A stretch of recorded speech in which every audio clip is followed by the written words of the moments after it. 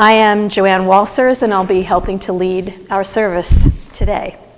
I moved to York as a young mom 25 years ago. I found a job working for the organization I had already been a part of for 15 years at that point, Planned Parenthood. I continued my career at Planned Parenthood for another 15 years.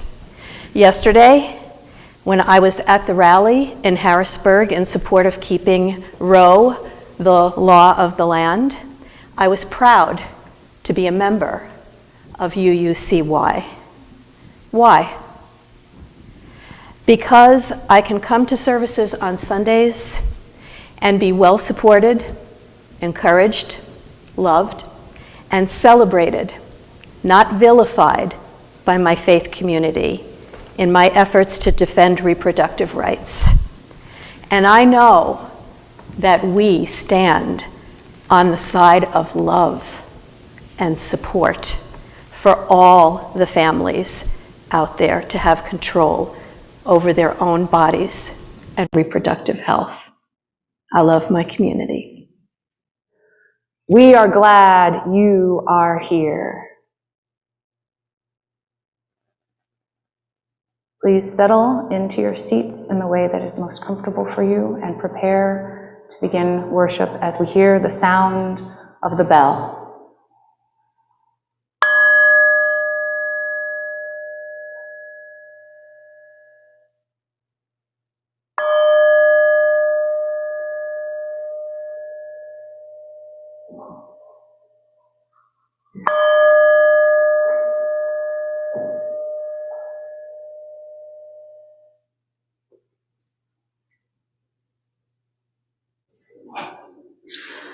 From deep in my heart, I illuminate my love.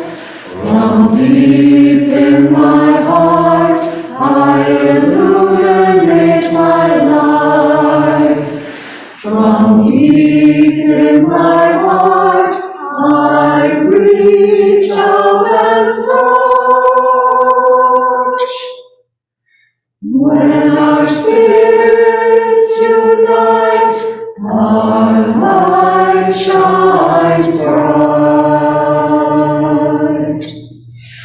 With every word I speak, I illuminate my love.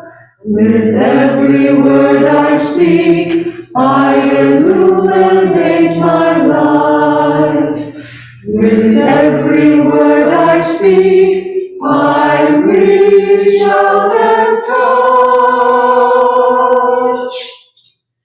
When our spirits unite, our light shines bright.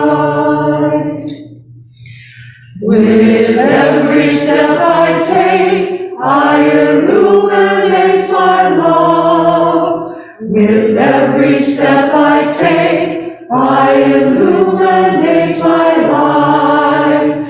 With every step I take, I reach out and touch. When our spirits unite, our light shines bright.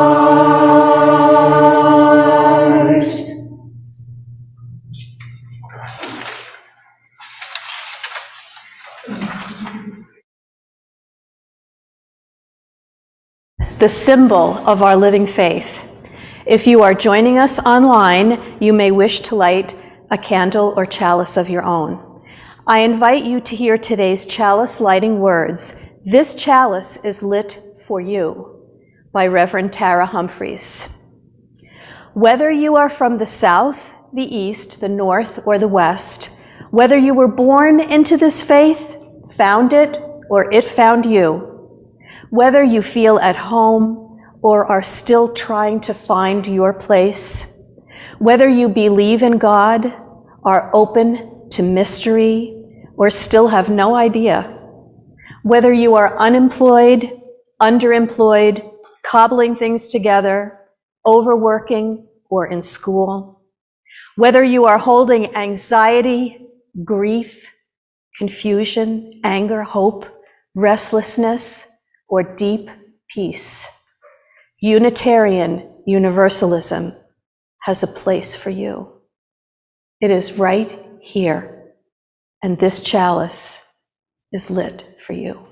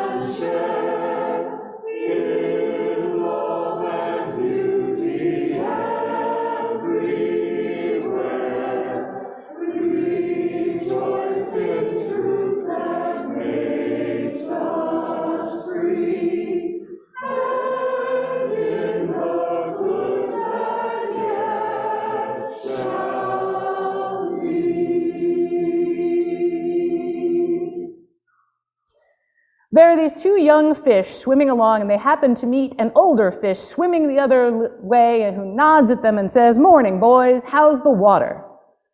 And the two young fish swim on for a bit, and then eventually one of them looks at the other one and says, "What the hell is water?"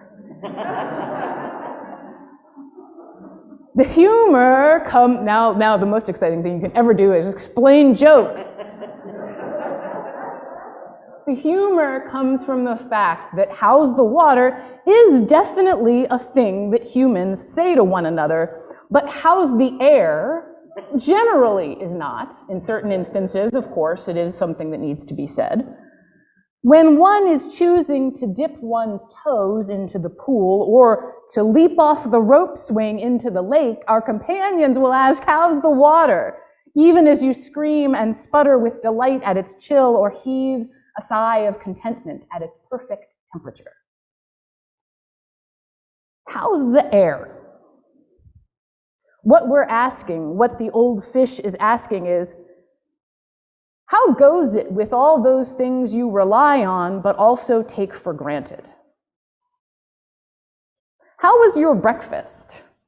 You can think of so many things: the deliciousness of your coffee, the dryness of your toast, how grateful you are that someone else cooked for you, how grateful you are that someone invented Pop-Tarts, how much you wish you'd remembered to grab a granola bar on your way out the door.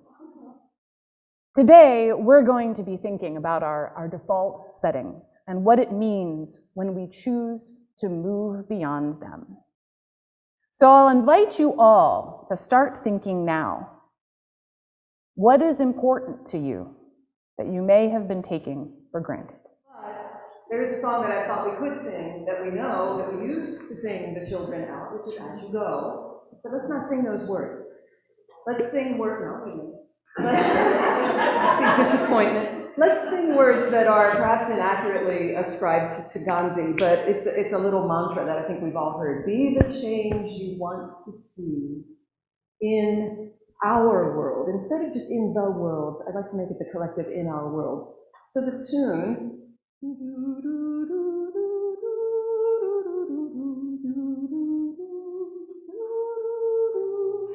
let's apply those words. We can do this.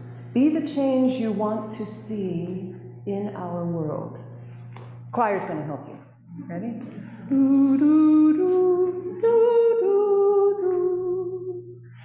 Be the change you want to see.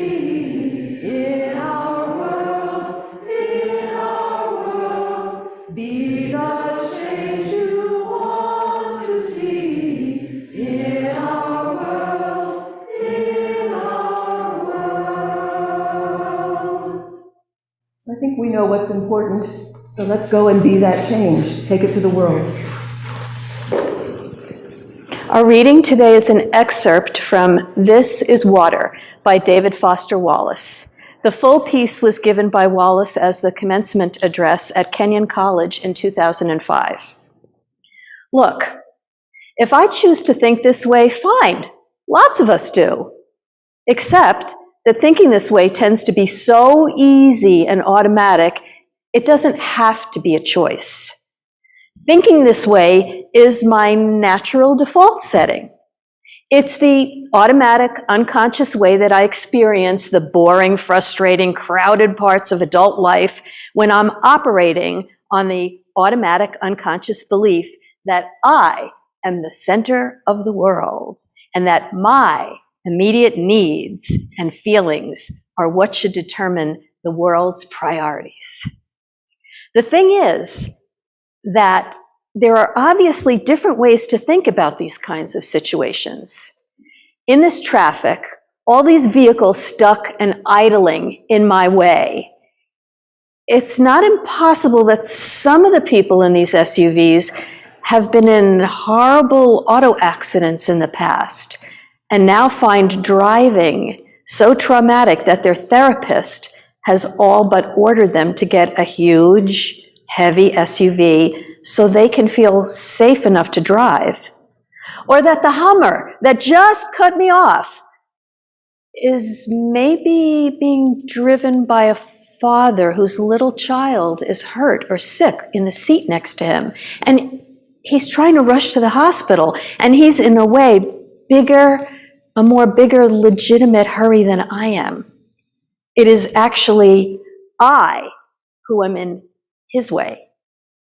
Or I can choose to force myself to consider the likelihood that everyone else in the supermarket's checkout line is just as bored and frustrated as I am, and that some of these people probably have much harder, more tedious, and painful lives than I do overall.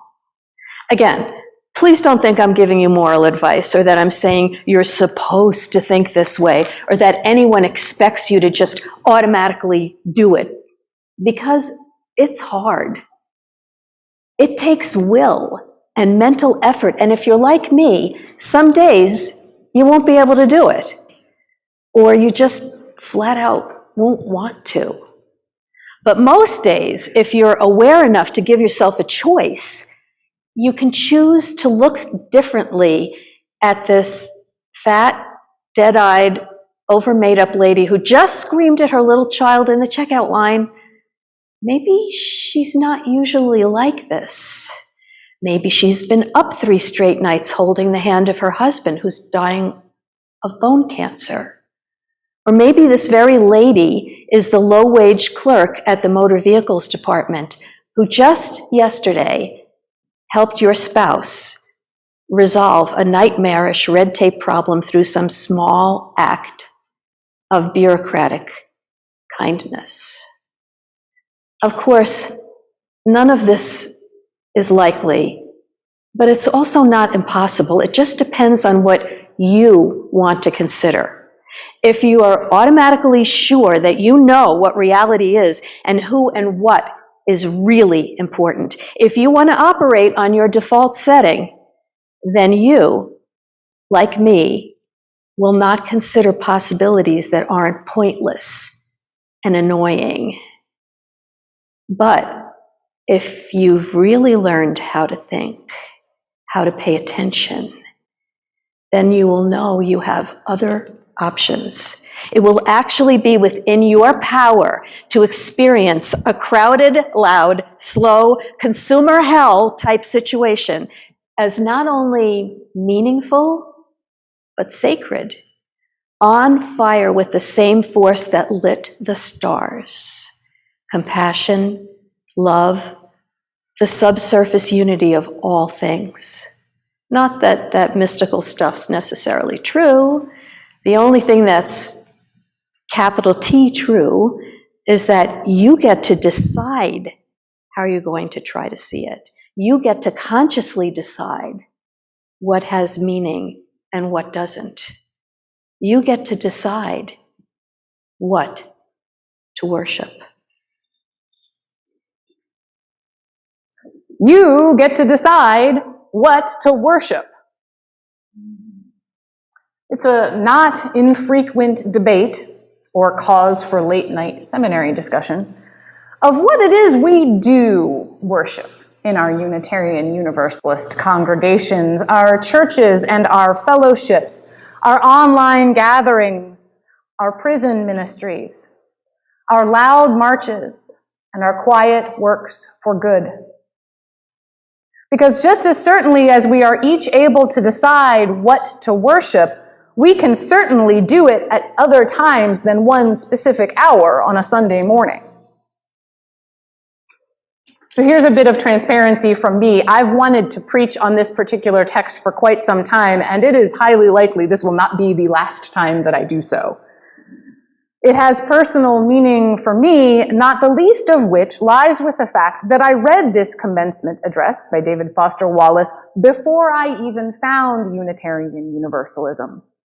And the path to my own faith, my personal journey, included many moments like this, where I encountered a text, an image, an idea while I was out and about in my regular old day-to-day life, my default setting,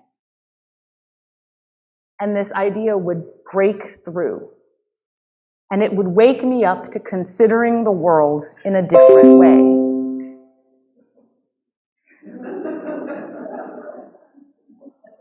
And I'll argue that is the true value of considering the world in a different way, not the tone.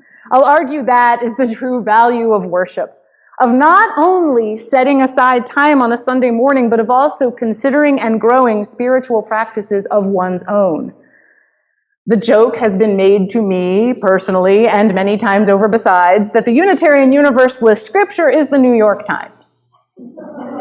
And sure, it's funny, and sure, it's also funny because it's often true. Add NPR to that list too while you're at it. But it is also as accurate as you may decide for it to be. In a world where news comes hard and fast at us on our devices, the act of sitting to deliberately read the paper, or a single piece of long-form journalism, or a nonfiction book on a topic we wish to learn more about, those can, without question, be sacred acts. So can listening to podcasts, listening to music, gardening, dancing, knitting, napping, cooking, so many things. Wait, if anything could be sacred, what's the point? The point is the deliberate choice. The point is our decision to no longer operate for however long we can sustain on our default setting. But if you've really learned how to think, how to pay attention, then you will know you have other options. It will actually be within your power to experience a crowded, low, slow, consumer hell type situation as not only meaningful, but sacred, on fire with the same force that lit the stars, compassion, love, the subsurface unity of all things.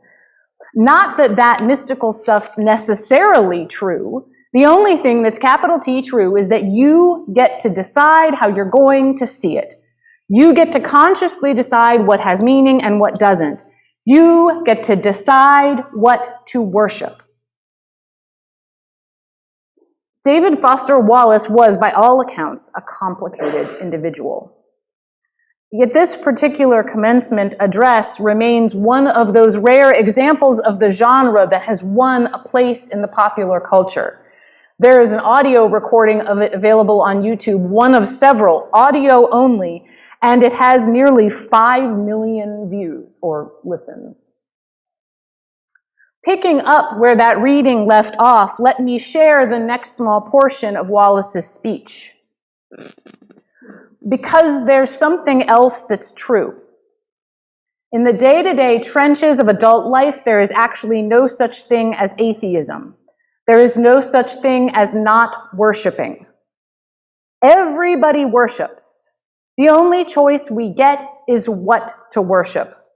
And an outstanding reason for choosing some sort of God or spiritual type thing to worship, be it JC or Allah, be it Yahweh or the Wiccan mother goddess or the Four Noble Truths or some infrangible set of ethical principles, is that pretty much anything else you worship will eat you alive.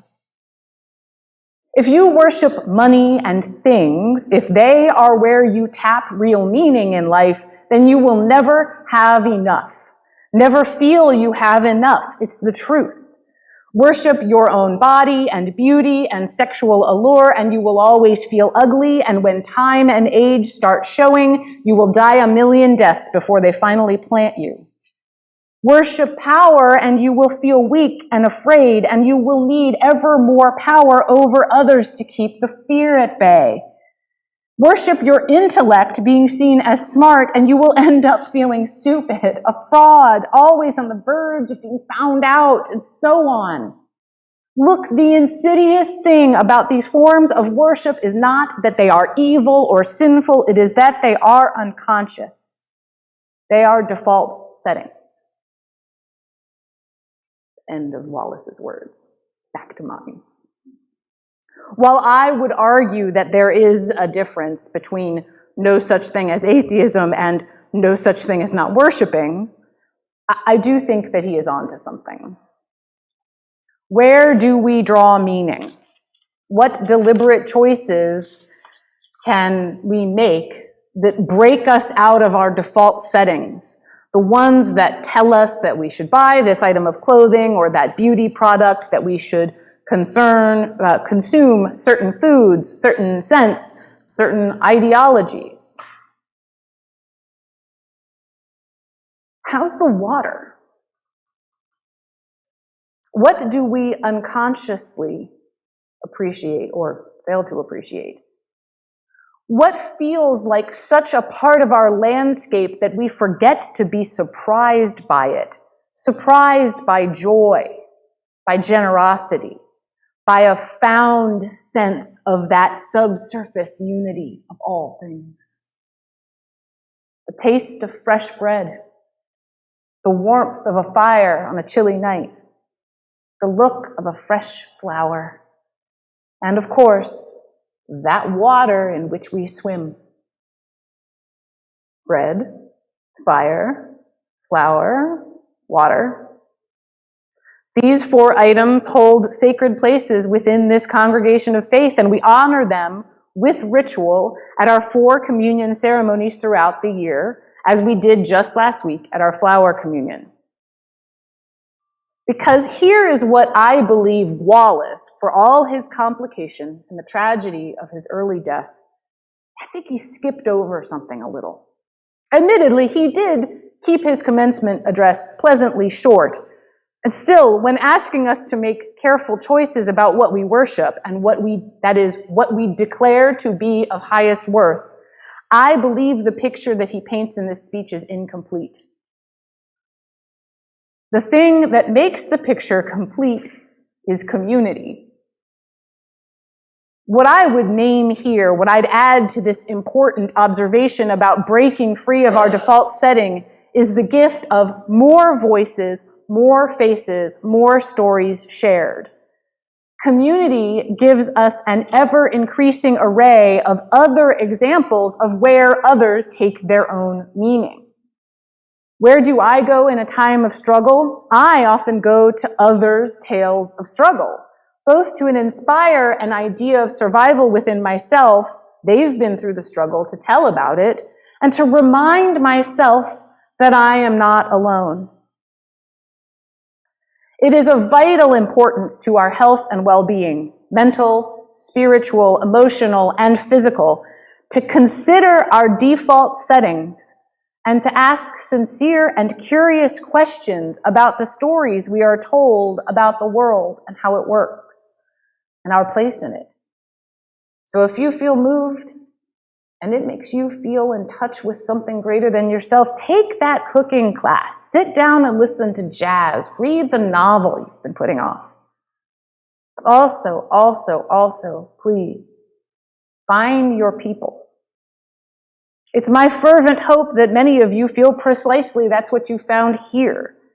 And of course, our people can exist in more than one place. We can, do, and must participate in multiple communities across our lives. If you find joy and meaning here, please invite others to do the same. Our personal spiritual paths are wonderful, and our accountable, loving communities where we can fail and try and weep and rage and laugh are beyond measure.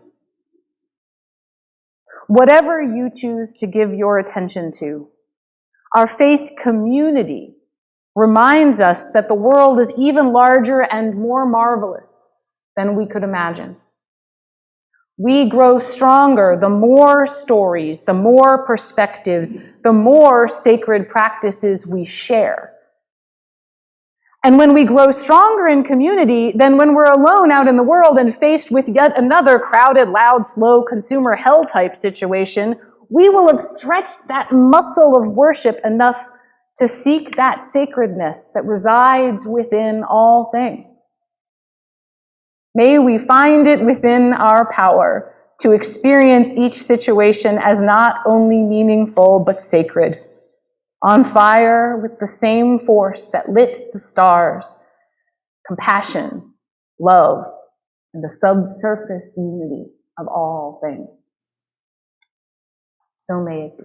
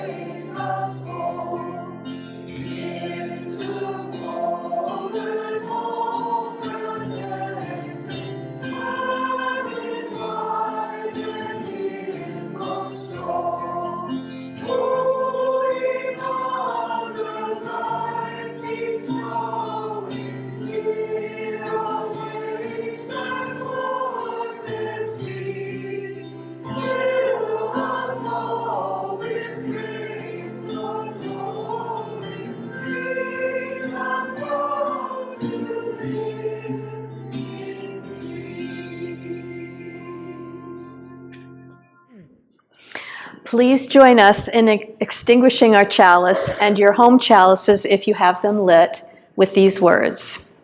We extinguish this flame, but not the light of truth, the warmth of community, or the fire of commitment. These we carry in our hearts until we are together again. We have come to the end of that which we have chosen to worship this morning. and our time of service begins. We take all that we have heard here today, let it sit and grow in your heart, argue with it, wrestle with it, take it out, talk about it at home, send me an email about it, whatever you would like to do. But take those joys, those sorrows, those big ideas, those hurts, those things in the world too large to handle alone, and know your community carries them with you. So may it be.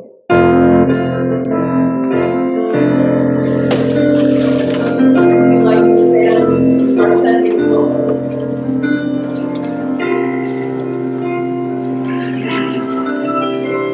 For everyone born, a place at the table. For everyone born, clean water and bread. A shelter, a space, a safe place for growing. For everyone